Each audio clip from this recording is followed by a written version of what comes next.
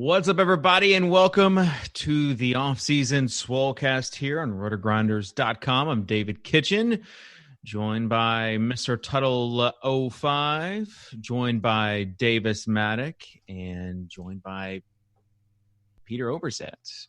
Peter, You're struggling with my name there at the end. It was all like you forgot about me. No. You had your face like you were blowing a bubble or something. I didn't know what that was. Yeah. Oh, I'm sorry. Yeah, I don't know. I'm in a little bit of rough shape this morning. Things got away from me last night.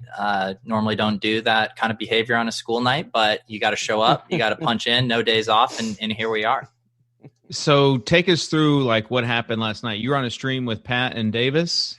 Yeah, so we were doing a draft, and there was this guy who started his draft with 7 or 8 straight non-wide receiver picks, which is, fairly unorthodox. And I was like, okay, if he doesn't draft a wide receiver here, I'll take a shot.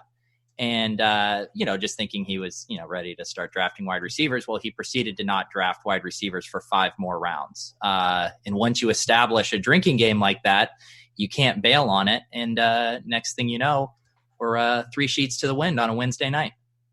I wonder how many leagues have this where there is like a decided advantage to people that are drafting sober. Like, I wonder if like there would ever be like any data, because I've been a part of some drafts where there are people that get they're in rough shape too by the end of it, and they're making picks that are just out of nowhere. So it has to be plus EV to be drafting sober. Well, luckily, Peter had Pat and I there as his designated drafters. He was sitting there trying to get us to draft Gardner Minshew, and we were just having to be like, "Look, bro, we don't need to do that." But to your point, Dave, like when we've gone out and done the FFPC drafts, I always want to be in the afternoon or early evening ones because people are sober in the morning, but they'll be by the pool drinking all day and then going to do the drafts in the afternoon, and those are the drafts you want to be in. No, it's a sad advantage, but it is an advantage. Pete, I want to stick with you since you are the hot topic this week. There was an image that came out this week from Underdog on the Underdog Fantasy app, the best ball, where they've got the $1 million tournament, and they listed a thank you to all the people that had invested into Underdog, and your picture, or your name was on that picture. I mean, yeah. Do you want to comment publicly on this? Honestly, I feel bad for Cuban and Delvedova and, all the heavy hitters who they're just waiting to get mentioned. Like, everyone's going to be so stoked I'm backing it. It's just people tagging me over and over and over. Sorry, Schefter. The only investor that these guys care about is the deposit king. Nice. Sorry, Jeff Epstein. Yeah, Jeffrey Epstein made it on there. I was right next to my pal Kevin Adams. I mean, it was just a great reveal. Just happy to be here, Did you know when you made that big investment into Underdog that your name would be out there eventually as one of the sharp investors? So I have a marketing deal with Underdog. I'm going to be doing streams for them. I did not know that I was going to end up on a poster. I thought me drafting on the Underdog platform was going to be the extent of our relationship. So really, they sweetened the deal for you. Yeah, really. Yeah, sweeten the pot. So they, I am a little upset about my font size. Ultimately, I feel like I've earned, being in the kind of CSU Ram territory. Yeah, I agree. You were like in the 10 range. CSU Ram was like in the 16 to 18. Cuban was like past the 72 font. He was like in the, the 100. But really, I mean, Kitchen, your name should have been on there just as the person who popularized the concept of best ball fantasy football. I don't want to get it twisted, Davis, because you mentioned this before. It's not that I popularized the concept of best ball. It is the best ball dynasty superflex premium. You see how I could get confused. Well, it's like best ball with dynasty. Like, dynasty used to be very hands-on, and my idea was, hey, let's make it not as hands-on. So, well, it's a beautiful idea, Kitch. Don't worry, my screenshots is coming. And speaking of screenshots, we've got a hot topic in DFS this week because with the return of sports has brought the return of the screenshot. Tuttle, I want to get your take on this because some people are just absolutely burned out on the screenshots. Some people, it's just become a hot button topic, and I want to know where you are on this topic. So personally, I'm not a fan of sending out screenshots, but it's a proven marketing technique at this point. Like it gets clicks, it gets subs, so you can't hate it from a business perspective. I will say, ideally, you can cut back on like the double when like somebody wins a double up or something like that. Like I think we can cut back on those ones. Yeah, but big scores, why not? All right, so let's establish. Hang on, let's establish a minimum threshold. Let's go around the block and let's establish a minimum threshold for like what is the minimum amount you would need to win for a screenshot, and what is the minimum 10x? I think 10x is probably 5x. a good number. Yeah, 5x or 10x. I think 5x is too low personally. It's got to be a high amount of money if it's 5x. That's like a quadruple up. You know what I'm saying? Yeah. It's like whatever. But this is what really steams my beans. When someone has $5,000 in entry fees and they win $25,000, they scrub the $5,000 off the screenshot and say $25,000. So not only is it a 5x, but they're actually trying to hide from the fact that it's a 5x, because to the majority of the population, 25,000 is impressive, but a 5x isn't impressive. It's disingenuous touting is what it is. It's disingenuous touting. That said, I still will join the movement because I want 25,000. All right, so what's your minimum threshold, Pete? I think a 10x, and I think you have to pick your spots, right? Like you can't just be doing it week after week. You can't be doing it willy-nilly. That's a great point, Pete. The screenshot means more when there's like 4 of them a year as opposed to like 1 every week. Well, here's the thing. When you keep doing it consistently and then you don't do it for a while, people know you're losing. We call that there's a couple guys in the DFS space. There's a couple guys. I don't want to say the names. I was going to throw someone under the bus, but I'm not going to do it because I'm a good friend. Let's see if Kitchen will say it. Let's see if we can get Kitchen to say it. No, I'm not. Kitchen, if you had to name one guy in DFS who used to do a lot of screenshots, all right, and now maybe not so many. All right, like I don't want to throw anyone. There's under the a bus. layup here. But the guy that started he's outside your house right now with a basketball. The guy that started it was Tommy G. And this was at a point in the industry, Tommy G's Patriot, so you can find him on Doesn't Parlay. he have another Twitter account? Return of the Jedi or something like that? You guys are joking. No, I'm not give it away. Big T tweeted it or sent out a tweet with the Bruce Arians .gif. Oh boy. Well, as far as like back then, everyone was like, "Oh, I can't believe sending out screenshots. That's like private info." Like I felt like the industry was a little bit too, I don't know, like uptight about it. And we were too uptight with Fantasy Insiders. Yeah, like we don't want to brag. And Tommy's like, I'm bragging to everybody, and everybody else is like, I'm joining the Tommy G Patriot movement. And like that's kind of how Guru Elite like took off. But then sometimes those screenshots dry up, and you move to women's college basketball in March betting. Return of the Jedi account suspended, by the way. Wow, the return was short-lived. Did some quick research. He got that account up to, when I checked, this was like half of a week ago. He was already up to like 50K followers on it. On Return of the Jedi account? Yeah. Oh my gosh, it's unbelievable. I need to get in a new line of work. Yeah, you need to get in the QAnon game, man. Here's the other thing, back to the screenshots. How about this as a rule? Even though I said that I didn't like the high volume ones, you should be locked into having to do a screenshot a week, irregardless of your results. Because that's the thing, they're cherry picking, right? But if you just said once a week, I get to do one screenshot, but you're also forced to do a screenshot, then we get to see one of the bad nights. Except the thing is, it's kind of baller to lose a lot of money, though.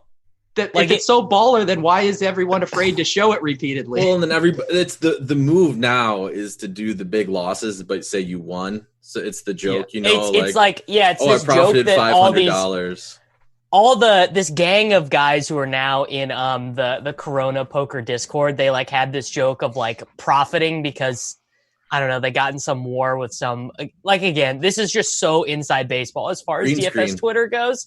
Yeah. But now the move is like, oh, I entered $1,700 in this slate and I cashed one. So $6-7 profit for me or whatever. Yeah. There's also the different, it's so interesting to see the different personalities, how they play with the screenshots. So the early screenshots? What's that? Early screenshots? Well, there's early screenshots, but even after you win, you've got some people are like, yeah, giblets, join the movement, and just like retweeting and quote tweeting everyone else. And then there's like my favorite, which is the humble dink. And that is the blessed to be doing this. Hashtag blessed. Blessed to be doing this, doing what I love right now, and hopefully making everyone else a little bit of money. And oh, by the way, here's $100,000 that I won tonight.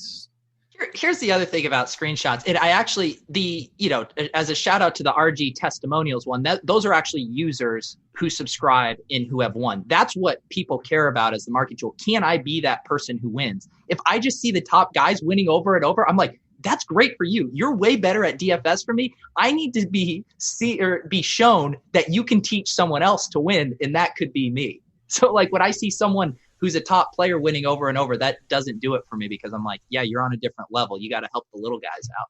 And along those lines, it is a little disingenuous when you get the high stakes guys that do it over and over, and they took down like an 8-person contest. Oh, kind of like we said, the Empire Maker. Like I've won $1 million in entry fees. I won 56% of my games, but that translates to a $200,000 score. Right, and everybody sees the 200K, and they're like, "Oh my god, I want to be able to do." I mean, the Blake screenshots to me are the most baller. If I got to be real, those are baller, and those are the most baller. That's different, and he's not selling a product. Those are he's just trying to flex on poor people. That's all Blake cares about. It's the ones that are like the second 3-ball of the day or the fifth 3-ball tournament that went off a $300 5-person GPP, and they send the screenshots on those. Those are and also I could do without those.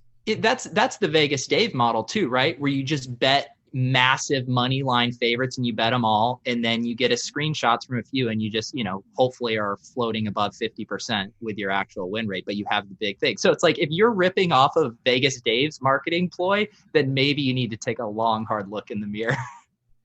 I'm going to start screenshotting How do I do it? My fourth quarter FanDuel single game MVP challenge. I think a great idea for you would be to screenshot like your DraftKings screen or your FanDuel screen like 6 minutes before, showing you haven't entered in any games, and then you clicking the +1 button and get like that's the Soccer Dave move, is entering into a slate 6 minutes before it last second. By the way, this is the one type of screenshots that, because this is Drew. I mean, you look at his profile picture, that is Drew. Like that matches. He screenshots a picture of $100,000, and he said, "Been incredibly busy. Restart for me, starting with." I'm not going to give him free pub on this site, but the site that he's with now, with the launch. Grateful to get a lot right today. That's so dig. Now here's $30 to $30,000 to poor kids in Africa. It's literally so you have to root for him. It's unimpeachable. Yeah, that's the thing. It's unimpeachable. Right. Yeah.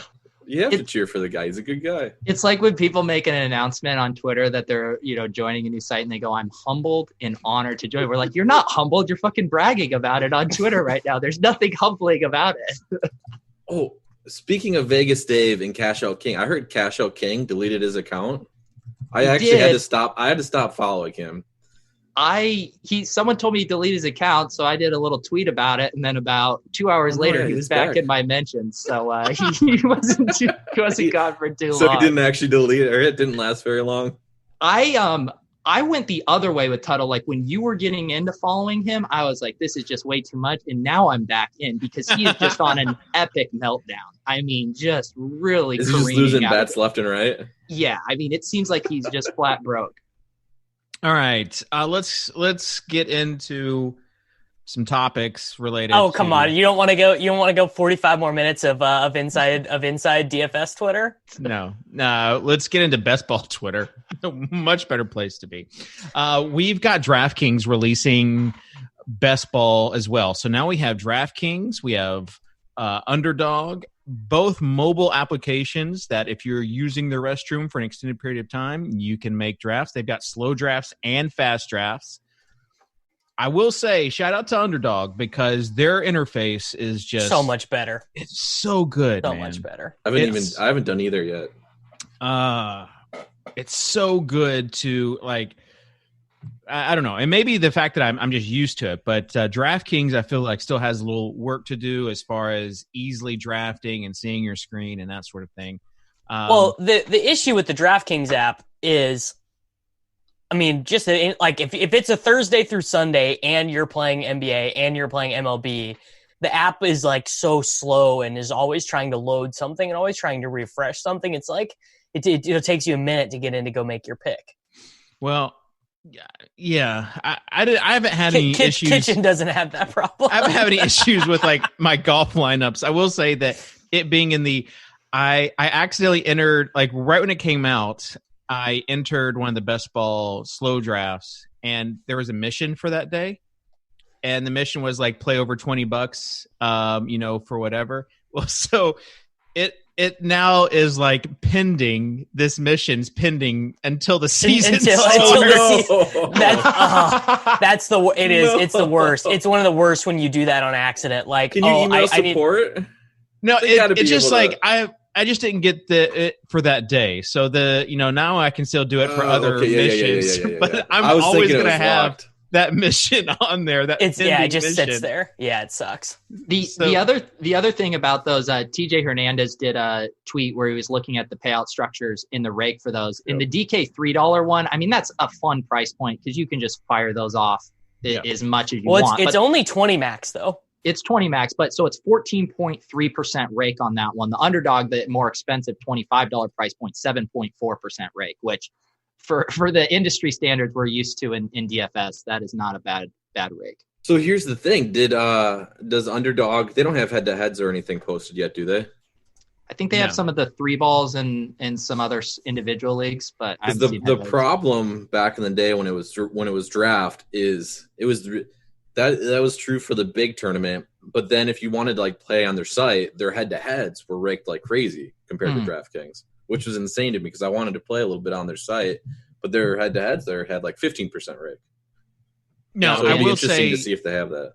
I will say since we're evaluating both and comparing and contrasting, and Pete, I don't want to put you in a bad spot since you are one of the original investors in Underdog Fantasy. So as far as the I do like on DraftKings, you can see the entrance.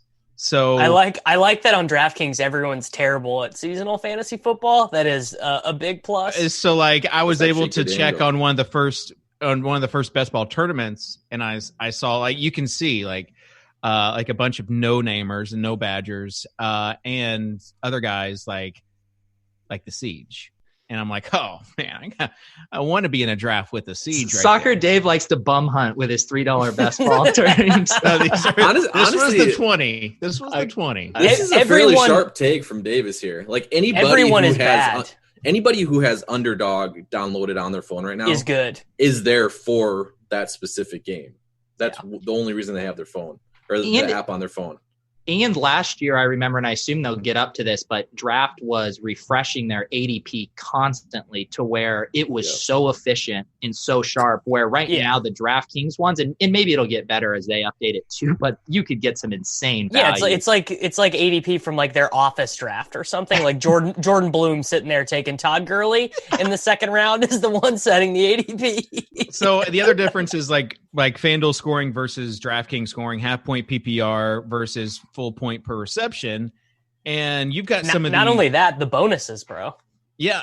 And you have some of these, I'd say like zero RB just works so much better right now for me on the DraftKings app because you can get these pass catching running backs really late. Like I got Dare in the last round on DraftKings and not, I mean, what is this guy talking about? Destroyed your brand, a Dare pick? Well, Mr. Long Gone Vaughn taking Dare? 18th. Oh my goodness. This sounds this sounds like a bit to me. Yeah, Dare Ogunbowale has already in his career been cut 4 times by the Tampa Bay Buccaneers. I don't really think it's going to break their heart to do it for a 5th time. All right. So anyways, Davis, the purpose is to get some sort of pass catching running back in late. I mean, you could pick Deion Lewis if you wanted to, but some reserve running back that you know is going to catch passes. Okay, legit or a bit, we should have Kitchen name all his 0 RB targets and see if Peter and I have selected them once this offseason. I mean, we could go. Give me some other guys you're really liking in that 17th, 18th, 19th round. Well, we don't have 19th round on the Underdog, but we do have them in DraftKings. So I will say, I'll need to take a look at it. I've been trying to get DeAndre Washington in the 12th to 14th rounds. Okay, that's good. Yeah, if he's there, sometimes he's going a little bit. I mean, he probably should be going. Like, it's not going to surprise me if by September 1st he goes in the 8th round. Tony Pollard is probably my biggest. Tony Pollard and Madison are probably the ones I have the most exposure to as far as like late round. Wow, Kitchen coming with the good picks. Well, we've already talked about this. By the way, we didn't get to like guess who actually is probably my top 2 guys as far as stacks go on Underdog right now. You guys missed it last week. Cam Newton. And N'Keal? And N'Keal Harry. Okay. That's all right. good. You're back in my good. Yeah, if you said Julian, I would have been. No. I've got I think I have more N'Keal Harry than AJ Brown. Wow. Well, yeah, I mean, you should. The cheaper a player gets, the more, if you like them, the more you should be drafting them. Sure. But I still am drafting AJ Brown in the 3rd all day. Just give me all that.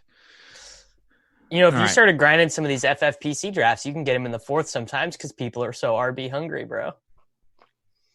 Oh my gosh. Try manage team with Kitchen and Crane and Overzet. I don't know. The last time we drafted together, we came out looking pretty good with this. I mean, we just gave you what you wanted on every pick. No, I think it was you getting outvoted, Dave. Yeah, that Keyshawn Vaughn pick's looking pretty good now. Dave, how many season-long teams do you normally play? Like managed teams? Probably like 7 or 8. Yeah. It's so fun to draft these football guys but every time I do it, I'm just like, I'm thinking about the waivers. I don't want to manage it. Oh my God, the waivers. I used to do them on RT Sports, and that's back when that was the only site you could really draft online for. I play on RT Sports, and then every week you would have to like rename your team, like what your record is, so you could like figure out like.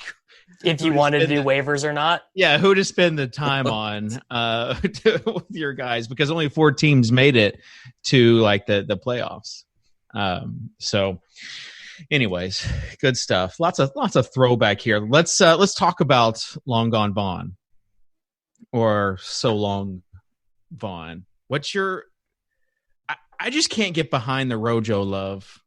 I can't get behind it. And that doesn't mean that I'm drafting more of Keyshawn Vaughn. It just means I'm staying away from the situation until like I feel good about where Keyshawn is, and that's probably like 11th, 12th round. So Davis, what's your take on Rojo? She's got take him, dude. Take him in the 6th round.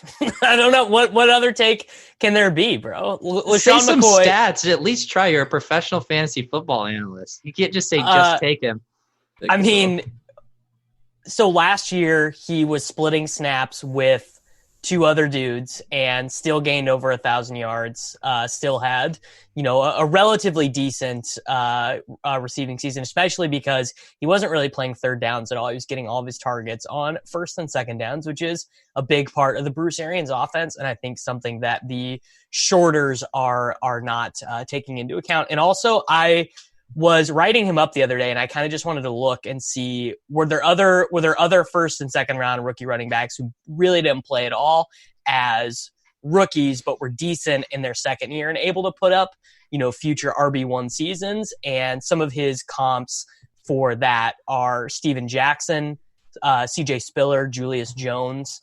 So there are guys who have done the Ronald Jones career path and then gone on to post RB1 season. So I feel pretty good about Ronald Jones. And I think that signing LaShawn McCoy is really about just not expecting Keyshawn Vaughn to play in the first month of the season.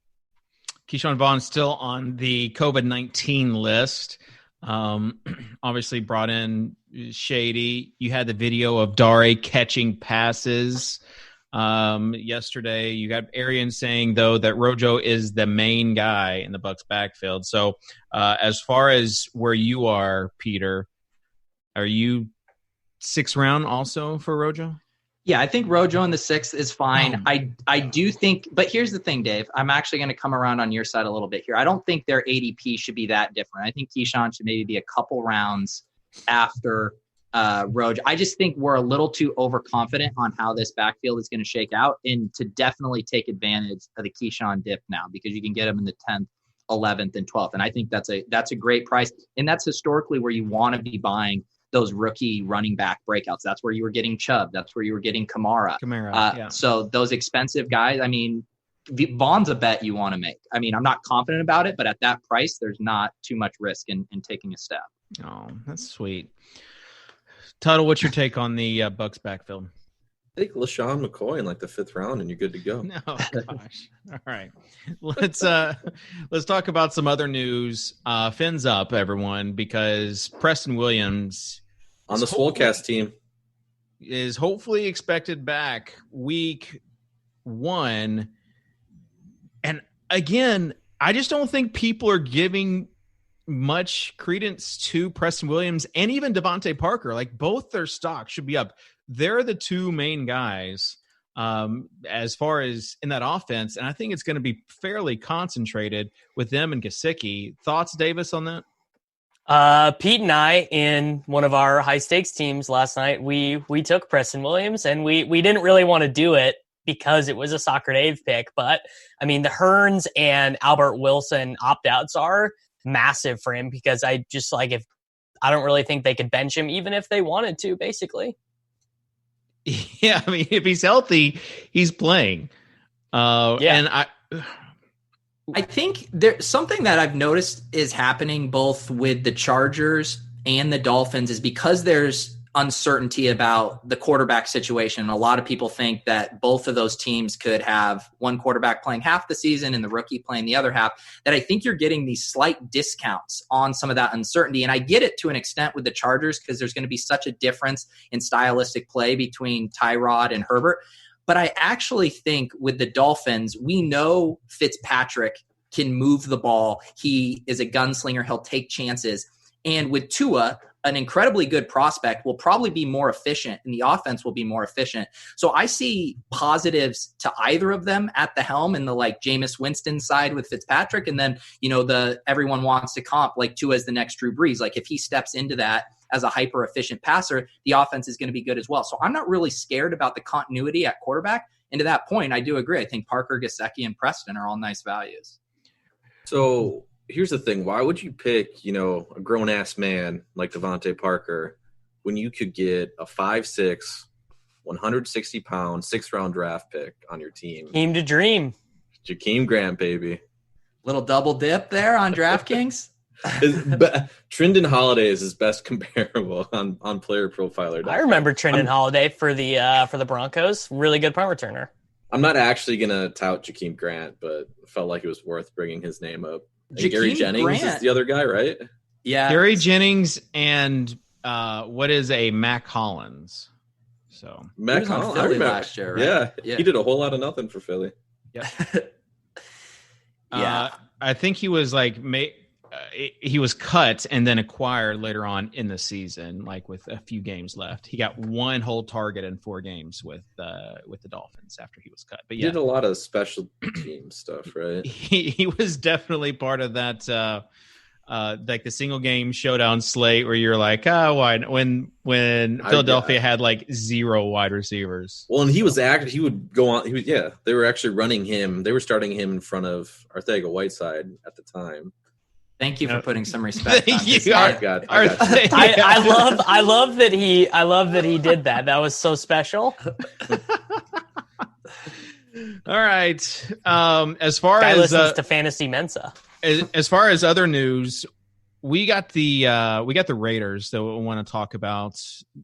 Davis, where are you on the Raiders? Obviously, they got a whole lot of draft capital in this offense. They pick up Mariota as well, but that's what you're leading your Raiders offseason moves. I led with the draft capital. Raiders big splash this offseason, bringing Mariota. Wait, hold up. We got Cody in chat telling me to check out the Player Profiler on Kirk Merritt. What is a Kirk Merritt? Have you guys heard of this fellow before? I've never heard of that. Never heard of Bring up his Player Profiler. He will instantly become a favorite of yours. Arkansas State. Arkansas State. Look at those workout metrics. Who does he play for? Dolphins, apparently. Dolphins. Undrafted. Oh my gosh. I'm in. Everybody's taking their pants off. This is our generation's Janis, and he's on. I was going to say new Jeff Janis. Wow. Good call, Cody. All right. I wonder if he had disciplinary stuff because it looks like he got kicked off of Oregon. Yeah, it must be. All right, I'm gonna go do some research. I would imagine if he got kicked off the team, it was some sort of disciplinary issue. Well, we don't know. Well, he could have just transferred. Yeah. Right. Yeah. The great TV is Davis looking up his rap sheet online and then listing it off for us. Oh, that's why this happened. All right. We got let's bring it back to the Raiders. I do want to say that if you're not, I do want to say, drafting make sure you're taking Marcus Mariota. If you're drafting 150 Raiders stacks, you better be putting Marcus Mariota, a sprinkle of them, in there. Highest paid backup quarterback. You put him with these weapons. It's great to finally get the siege on the Swolecast. You're not drafting a backup quarterback in your best ball championships. You're just doing it wrong. You got to get those unique combinations. Yeah, like Cooper and Andy Dalton. That's another unique combination. When do you think Siege is going to wave the white flag on the Stidham over Cam starting take? He didn't last. Buddy, he'll wave it like week 10 probably. I'm thinking after or he's just gonna wait for Cam to get hurt. Yeah. Cam's gonna get hurt week 5. All right, Davis, your thoughts on the Raiders offense this year? Well, there was this kind of perplexing report this morning that Ruggs is going to play in the slot, which would mean that Bryan Edwards is going to be playing over Hunter Renfrow, which I did not view as certainly the most likely outcome for. Well, some people thought that Renfrow might be leading the team in catches this year, just as a possession receiver. Yeah, and I gotta say that if Renfrow is in fact not a part of their base offense, and it is, it's Ruggs and Edwards, that makes me more bullish on Darren Waller. Yeah. Darren Waller and Evan Ingram are my most drafted tight ends this year. People just forget about what Waller did last year, it seems like. He's basically I don't like Waller at all, really. Why? He's basically a wide receiver.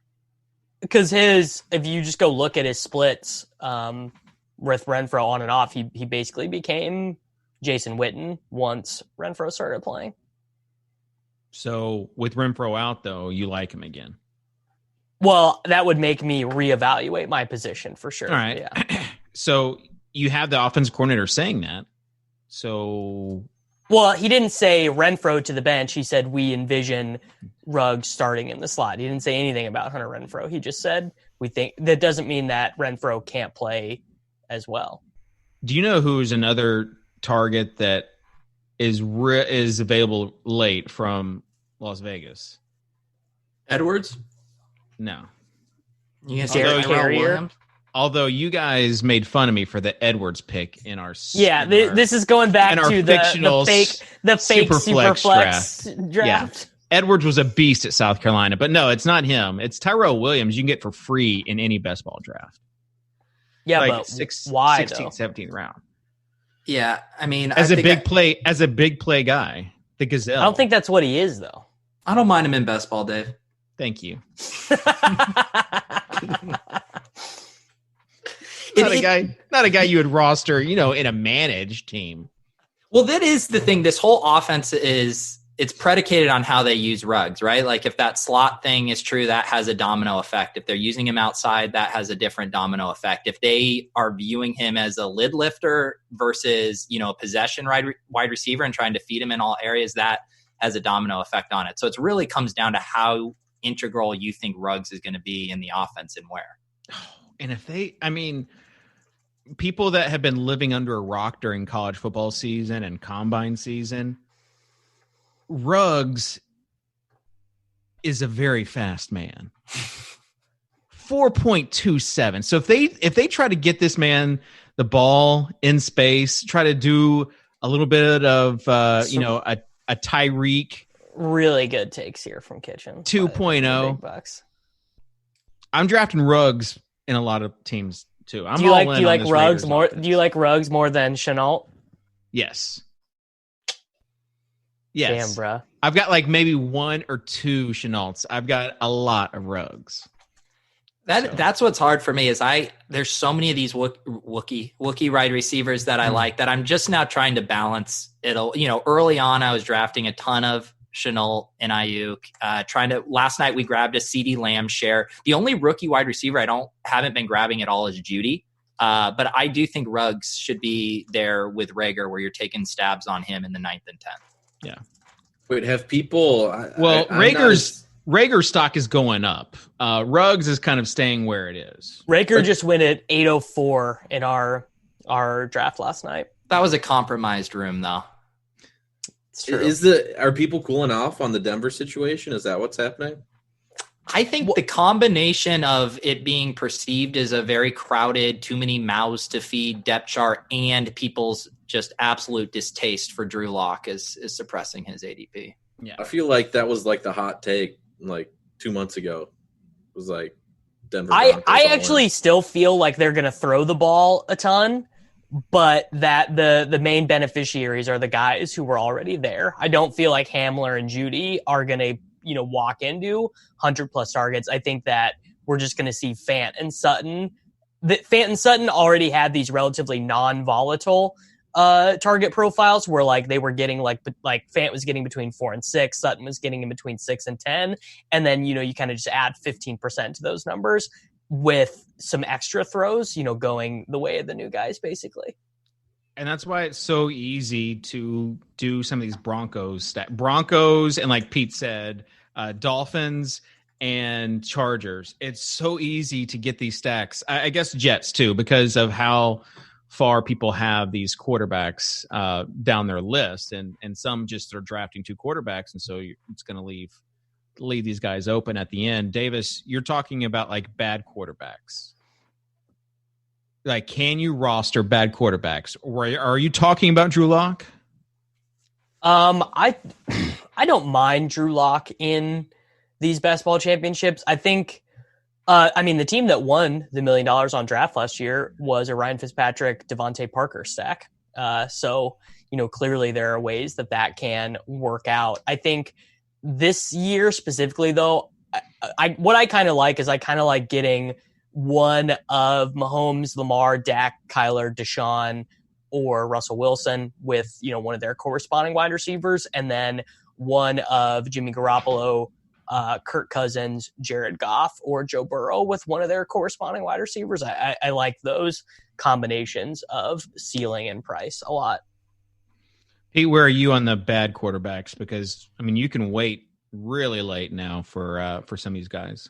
Yeah, I like doing the kind of polarized version. Like I did a underdog draft where I took Mahomes early for a stack, and then I took I think it was Garoppolo late as my QB2. But I do this year in particular, in all formats, I've been putting a priority on getting one of those upside quarterbacks that Davis listed through the Russ Wilson / we can maybe include Josh Allen there as well.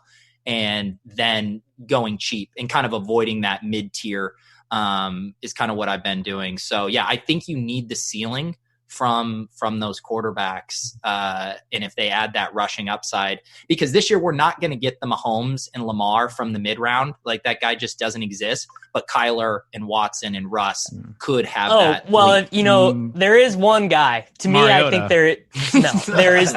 there to me is exactly one, quote unquote late round quarterback who has the ability to blow the ceiling off. We'll say 1.5 with Cam. Right, because I think there are a lot of obstacles to Cam getting in the way. One, New England just playing this really gross ball control offense. Two, his health. But the guy that can go Josh Allen on us is Daniel Jones, where he plays that hair on fire style, throws 20 interceptions, fumbles the ball 15 times, but accounts for like 42 total touchdowns and has a bunch of 410 passing yard games because the Giants suck so bad and they're always going to be playing from behind. But he's going in front of, in front of Aaron Rodgers. In a lot of Aaron Rodgers is undraftable unless you take Devontae Adams. Okay. You don't want Lazard? That you can build in the back door, but you really should never be going into your draft thinking like, yeah, I'm going to take Aaron Rodgers here in the 11th round over all these good wide receivers. Yeah, I will. I actually have a decent amount of Rodgers, but it is because when I get those back end draft slots and I'm passing on the running backs and I'm grabbing Adams, then it is a really cheap stack because no one wants a naked Rodgers. And it's perfect correlation, right? Like Rodgers is never having big games with Adams excluded, right? Like it's kind of like Smith-Schuster and Ben. MVS and Equinemius St. Brown. Man, games. Don't even tempt me with the MVS stuff because like if I get a hint that he's like running with the starters or like playing over Lazard, like my best ball profile is going to take a big hit every week on DraftKings. MVS is only 3,100.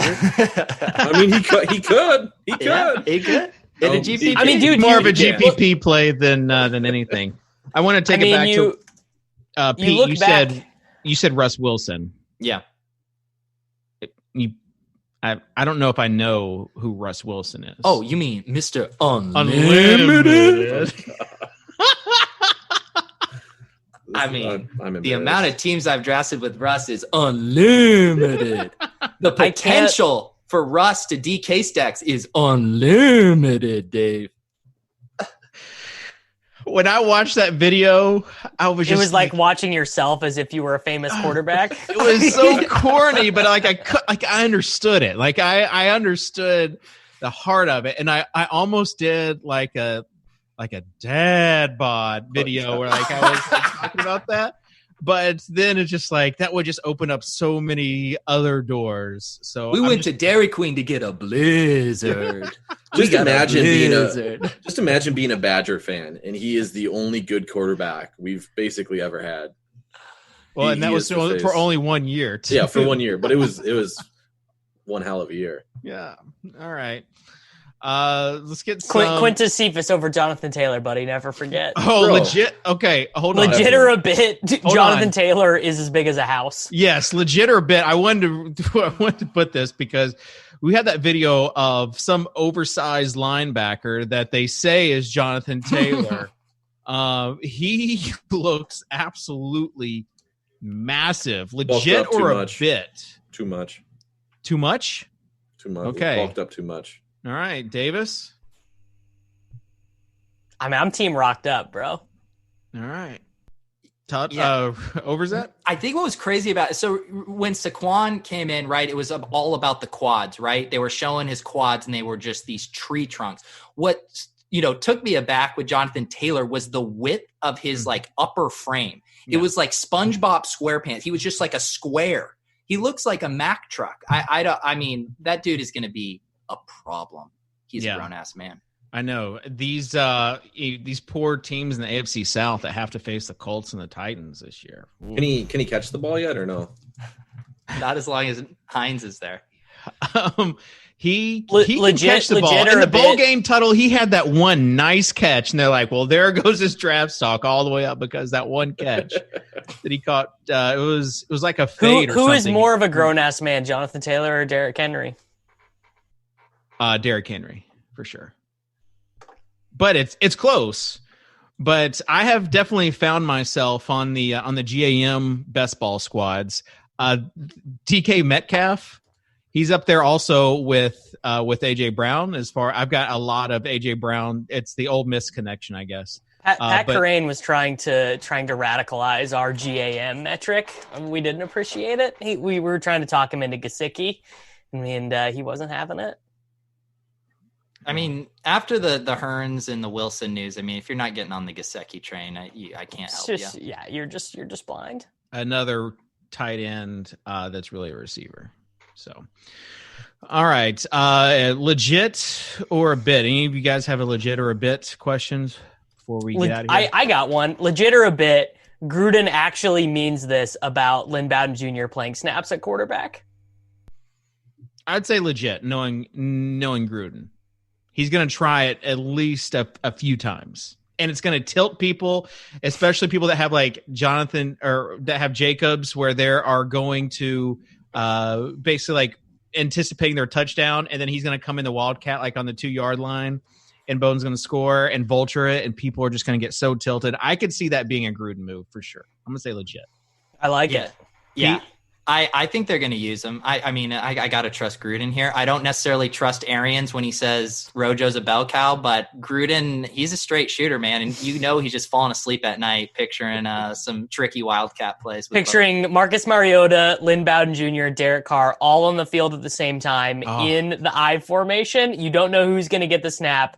Marcus Mariota flipping it to Derek Carr, who then hands off to Lynn Bowden Jr., Mariota actually did that last year in the playoffs with the Titans when they beat the Ravens and the Patriots. They saved their best weapon. And then what happens? Probably should have tried it against. Probably should have tried it in the Chiefs game, right? Chiefs game would have been interesting.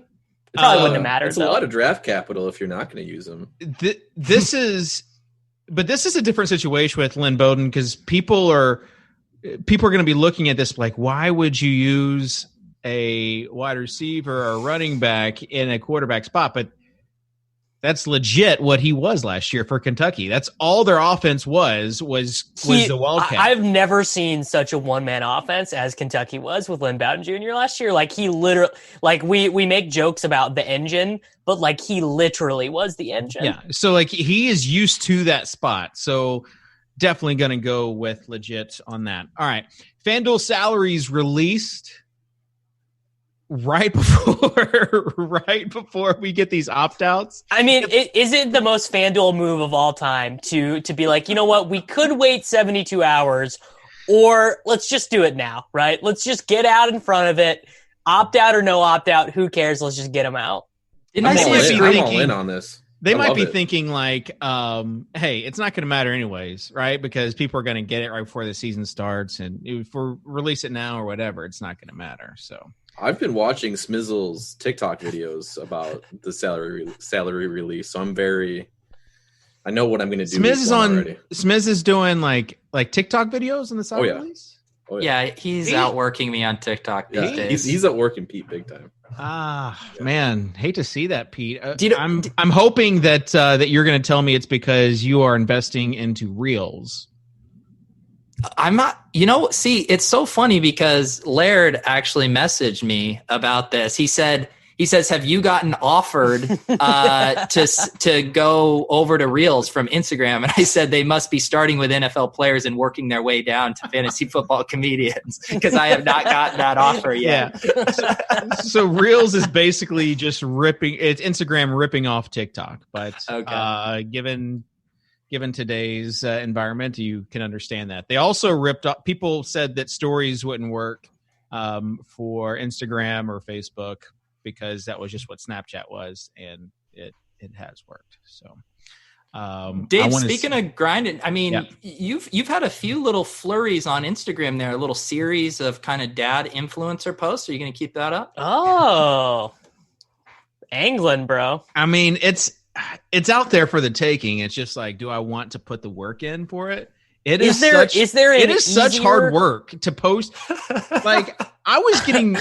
Like, you get annoyed at some of these social media influencers, not you, Pete, because I know you put the grind into it, but like these influencers that you click on their story and there's like 80 stories for that day, right? And it's just like, it gives me anxiety. Like, there's no way I'm filtering through all these. I'm just going to swipe. But these people have to be putting a lot of work in there, because it takes a lot. You got to put the caption on every video. I mean, I gotta say, of all the types of influencers, being a dad influencer, it's got to be being a wife guy or being a dad influencer. Those have to be the two easiest ways to make money on social media.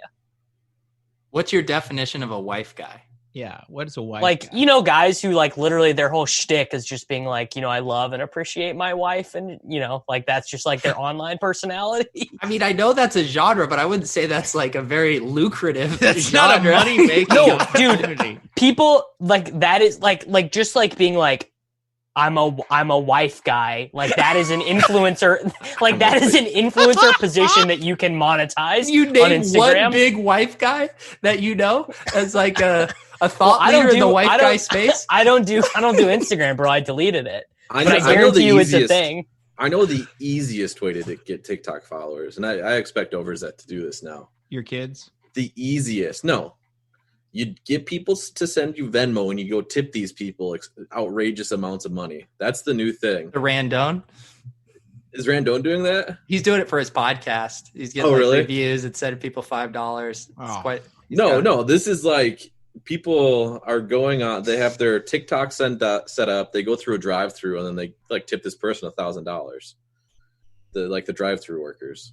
And people love that. I think being a wife guy or a dad influencer is easier than that. Hang on. What if we combine these two surefire success things that Davis have? So I go to Lauren and I give her a wad of $100 bills there you go. as a tip. It's so not only am I a charitable man, but I'm also the ultimate wife guy. Wife guy. All right. The deposit king. We got to get out of here. Closing thoughts. Tuttle, closing thoughts for today? I don't know. Hopefully basketball goes better today. It's been a rough last couple of days. Yeah, let us frickin' pray, dude. Let me know if come and find me when TJ Warren goes for 85 again. 100% owned Jason Tatum gets 3 fouls in 7 minutes in the first half. I had the Ben Simmons injury plus the Tatum 3 fouls. Oh yeah, I had the Simmons injury too. Yep. That was good. That was good stuff. All right, Davis, final thoughts. I hope that the batting average in Major League Baseball rises above 200 at some point, because 5-man stacks, let me tell you, when no one can generate hits, they're not very profitable. Yeah, you'll still always have that Millie win. You know what I'm saying? Peter? Play on Underdog Fantasy. I'm looking to 10x my investment so I can screenshot it down the road. I have a podcast coming out with the director of communications for Underdog Fantasy that is pretty interesting. Cool. Doing underdog drafts on Roto Grinders later today and tomorrow. Yeah, we got some best ball shows, and we have we got lots. We're ramping up the best ball content, premium and free stuff. All right, before we get out of here, I just want to say that Holly, love you. You're out there. And, put that work in, Dave. I don't know where I'd be without you. You just are the best mom and the best wife. And this is literally how easy it is. So that'll do it for this week's Swolecast. We'll see you next week here on rotogrinders.com.